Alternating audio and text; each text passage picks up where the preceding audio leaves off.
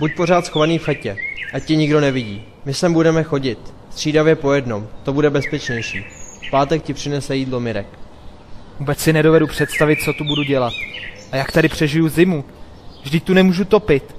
Měl jsem přece jenom nastoupit do transportu. Co to říkáš? Já jsem ráda, že jsi tu zůstal. Můžu sem za tebou chodit. A než bude zima, určitě něco vymyslíme. Růženo, sem nemůžeš chodit, nebo Pavla prozradíš. Ale jak to mám bez něj vydržet, když ho skoro vůbec nebudu vidět? Teď je nejdůležitější, aby si nikdo nevšiml, že sem chodíme. Proto je nutné, abychom se střídali. Nikdo sem nesmí chodit často. Ani ty ne. A teď už běž, ještě potřebuju s Pavlem něco probrat a neměli bychom odtud odcházet spolu.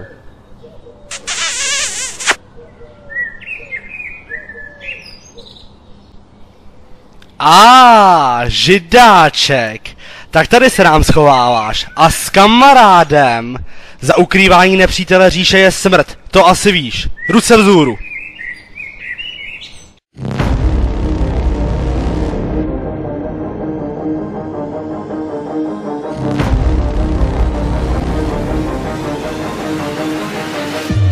Du eine faule Judisch Sau. To se nedá vydržet. Nový rukáv nestihnu.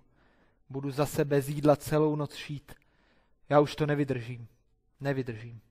No, kdybychom si tajně ušli uniformy pro sebe, mohli bychom se pokusit utéct. Pomátl ses. Jak chceš utéct?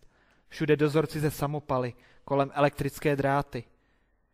Zastřelí tě dřív, než dojdeš k bráně. Museli bychom to promyslet a pořádně připravit. Kdybychom měli SSácké uniformy nějaké vyšší hodnosti a vyčíhali chvíli, kdy bude před strážnicí stát osobní auto bez šoféra, třeba by se nám podařilo přes bránu projet. A potom už bychom mohli zamířit, kam bychom chtěli. To je strašně nebezpečné. Zastřílí nás dřív, než vůbec dojdeme k bráně. Podívej se, jak vypadáme. Nás si nikdo s Němcem nesplete. Pak by byla ještě jedna možnost. Jednou ze 14 dnů odjíždí nákladní auto s ušitými uniformami. Kdyby se nám podařilo se do něj dostat a skrýt se za bednami, mohli bychom se dostat mimo tábor. Už nějaký čas sleduju, že to auto po naložení u brány nikdo neprohlíží. A kam tě odvezou? Někam do skladu a tam tě při vykládání objeví. Ani si nechci představit, co by asi s náma udělali. Prostě bychom to museli pořádně promyslet a hodně dobře připravit. Jenom jestli na to máme čas. Já tady asi brzo zhebnu hladem a vyčerpáním. Tak je třeba to neodkládat.